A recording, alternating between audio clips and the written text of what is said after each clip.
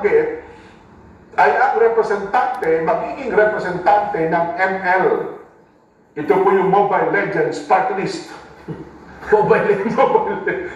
Mga naglalaro ng Mobile Legends. Hindi po, yung ano nga ba yun?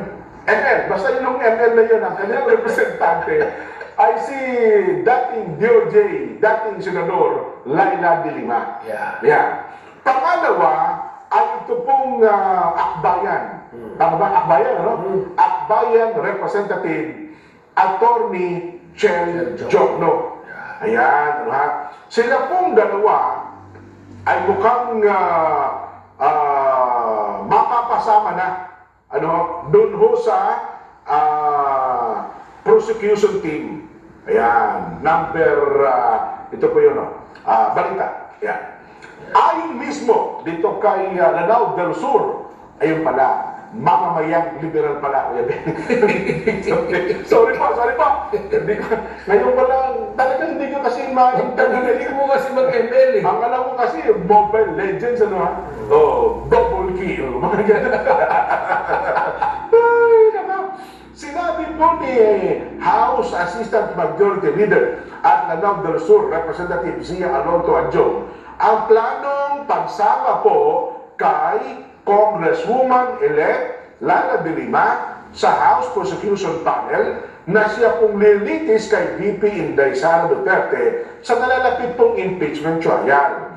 Ayon po kay Kong Adjong, wala itong nakikitang conflict of interest sa pagsali po ni de Lima na marami umanong alam sa issue ng extrajudicial killings. Sa panayam, ang pagsama daw po kay de Lima bilang isang lehitimo, estratehiko at sumunod sa patakaran ng House of Representatives bilang tugon sa mga batikos ng ilan, kaugnay ng pagiging kritiko ng dating Pangulong Rodrigo Duterte, sa dating Pangulong Rodrigo Duterte, at maging sa kanyang anak na si VP Inday Sara. Parang ang dating ay parang mayroong axe to grind. Itong si Tatay de Lima. Magiging pa ba? Magiging factual pa ba? Yun ang tanong, Magiging makabatas pa ba? Yan, oo. Yung ating gagawing aksyon na yan? O magiging personalan na? Yan, oo. Wag na sana. Kasi, speaking again, bukod kay Secretary Laila de Lima na magiging congresswoman, in fairness na tayo wala kayong masamang tinapay sa bagay na ito, yung Chel Jokno noon pa man, ay talagang alam nating kontra ito sa mga Duterte. Ayaw ko lang sa pagiging, bakit kasi dalawa na kasi ang kataunan, isang congressman at pagiging abogado. Di ba ang isang abogado? Di ba ang abogado? Kuya Ben, tatanggap ka. Tapos yung abogado kukunin mo, ang gusto ba, kakasuhan mo ako. Ang nahanapin mo bang abogado yung, ito si attorney ganito kasi dahil ito kay Jen eh. Kukunin ko itong abogado kasi mayroong ito, may interest ito, may personal na galit ito kay Jen eh. Di ba? Hindi dapat ganun eh. Ganun ba? Dapat itong attorney itong kukunin ko dahil magaling ito. At alam kong kaya na ito ipaglaban yung kaso ko. Dapat ganun. Hindi dahil siya mayroong personal na galit o sama ng loob.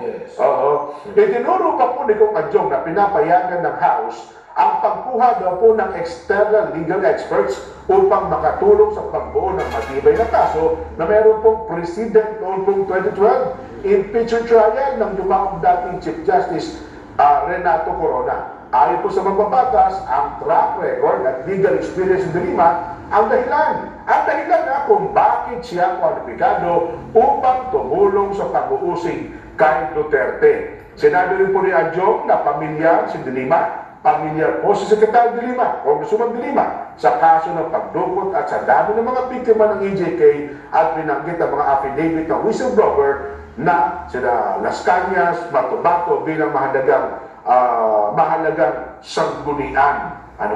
Ayun. Ayun, ito po. Yun ang yung ating